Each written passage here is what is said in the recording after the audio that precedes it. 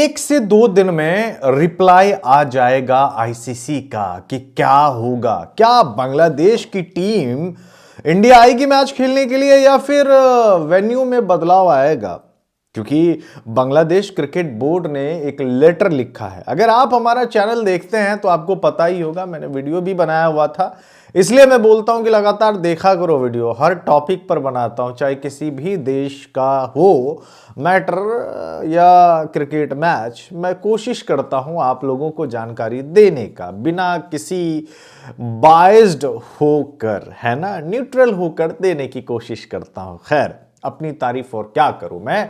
बहरहाल मैं बताता हूं आपको, बांग्लादेश और इस समय बीसीसीआई के बीच में चल रहा है भाई, लफड़ा चल रहा है। और ये इसीलिए हुआ है क्योंकि मुस्तफिजुर रहमान को बीसीसीआई ने आदेश दिया केकेआर को कि आप इनको निकाल दे। जाहिर तौर पे है कि भाई पब्लिक का काफी ज्यादा प्रेशर था कि बांग्लादेशी प्लेयर को आईपीएल में खेलने के लिए ना दिया जाए। अब इसके बाद क्या किया?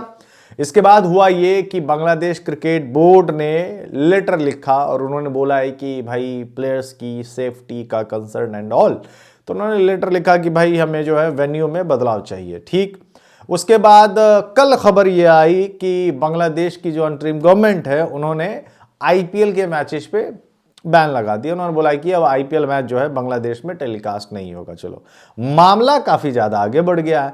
अब जो है गेंद जो है, बॉल जो है वो आईसीसी के पक्ष में है। अब आईसीसी को रिप्लाई देना है क्योंकि एक फॉर्मल रिक्वेस्ट किया है बांग्लादेश क्रिकेट बोर्ड ने आईसीसी से कि वेन्यू में बदलाव कीजिए।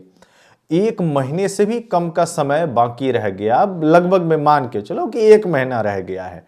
1 महीने के भीतर, क्योंकि तैयारियां ऑलरेडी हो चुकी है, hotel bookings and everything, broadcaster, ये वो जितनी भी तैयारियां होती है वो ऑलरेडी भाई हो चुकी है। अब अचानक से उसको बदलाव करना, और ऐसा नहीं है कि बांग्लादेश का बदलाव होगा तो सिर्फ बांग्लादेश का होगा, बाकी टीम्स का भी तो होगा, क्योंकि बांग्लादेश जिस ग्रुप में है उसमें आई थिंक वेस्ट इंडीज भी है, इंग्लैंड भी है, इटली भी है। समझ रहे हैं ना? तो सब कुछ को बदलाव करना पड़ेगा और ये इतना ज्यादा आसान नहीं है, बिल्कुल भी आसान नहीं है, नामुमकिन भी नहीं है, लेकिन आसान भी इतनी जल्दी मुझे नहीं लग रहा है कि इतना ज्यादा इजी है कि आप कर लो फिर एक नया शेड्यूल जारी करो।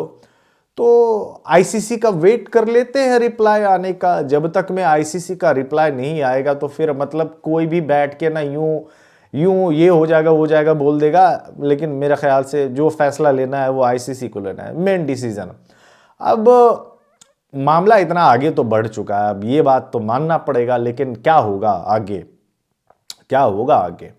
क्योंकि मुझे लग रहा है कि अगर यही सिलसिला रहा तो इन फ्यूचर आप इंडिया वर्सेस बांग्लादेश का जो बायलैटरल सीरीज इस साल के सितंबर महीने में होने वाला था, मुझे लग रहा है कि वो भी कैंसिल हो जाएगा। लास्ट टाइम जब बांग्लादेश की टीम, आपको पता है, लास्ट ईयर आई थी ना, T20 सीरीज भी खेली थी, आई थिंक उससे पहले 2024 में टेस्ट सीरीज भी खेल कर गई थी।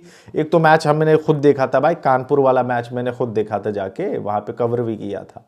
लास्ट टाइम जब आए थे हैदराबाद में 297 298 बना था संजू सैमसन ने, मुझे याद है, वो मैच भी याद है, वो सीरीज भी हुई थी। तो बांग्लादेश और इंडिया के बीच में सीरीज होती रही है, लेकिन चीजें खराब हो चुकी है। तो क्या अब आगे इन फ्यूचर, ये सिर्फ T20 वर्ल्ड कप की बात नहीं है मेरे दोस्त, ये इन फ्यूचर की बात है। और बांग्लादेश और इंडिया के मैचेस से बीसीसीआई को इतनी कमाई नहीं होती है, बांग्लादेश को तब ज्यादा फायदा होता है। तो मामला अब देखो क्या होता है, क्योंकि देखो टॉप टीमों के बीच में मैचेस रहते हैं ना, तो बहुत ज्यादा व्यूवरशिप मिलता है, बहुत ज्यादा व्यूवरशिप मिलता है। बांग्लादेश टॉप टीम नहीं है, मतलब आप दुनिया की अभी सबसे 4 बेस्ट टीम का नाम मैं आपसे पूछ रहा हूं न्यूट्रल होके, तो आप क्या बोलोगे? बोलोगे यार ऑस्ट्रेलिया है, इंग्लैंड है, south Africa, New Zealand, India, mostly यही है। और इंडिया पाकिस्तान की व्यूवरशिप इतनी ज्यादा होती है कि बाकी टीमें फेल हो जाती है। आई डोंट नो यार, पता नहीं, मैं बहुत न्यूट्रल होके मैं बात कर रहा हूं कि इसका क्या रिजल्ट आएगा, क्या डिसीजन आएगा, आई डोंट नो, पता नहीं यार। लेकिन तब तक के लिए हम लोग को वेट करना पड़ेगा।